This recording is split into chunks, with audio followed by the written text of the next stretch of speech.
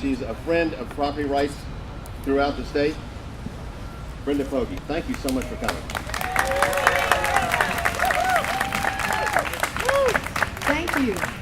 I just want to thank everybody coming out today and supporting Martha. You know, I am a citizen legislator, and that's why I'm here, because I'm a citizen first. And as a citizen, I'm outraged at the abuse that Martha has suffered. I grew up in an era that some of the key terminology was truth, justice, and the American way.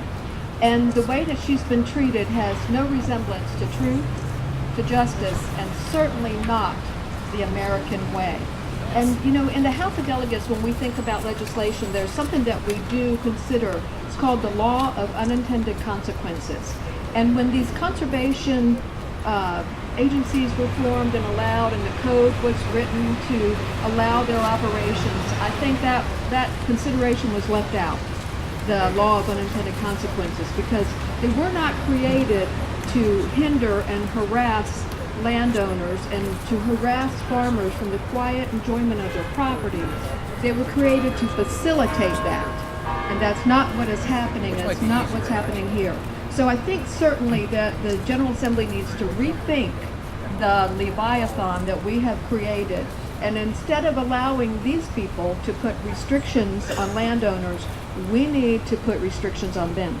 And that is certainly something we need to look out at in probably this session.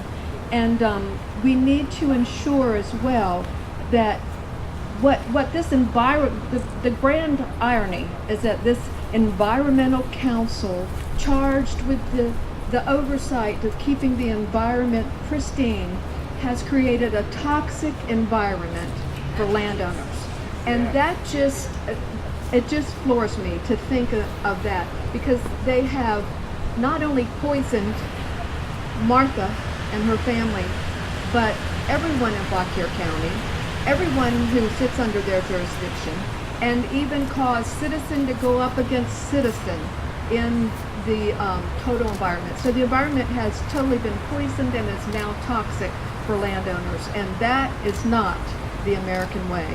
That is more like the Gestapo. They've acted like jackbooted thugs in going into people's properties and practically breaking down doors. So that's why I'm here today, to support Martha and her efforts and to rise up against abusive government wherever it can be found.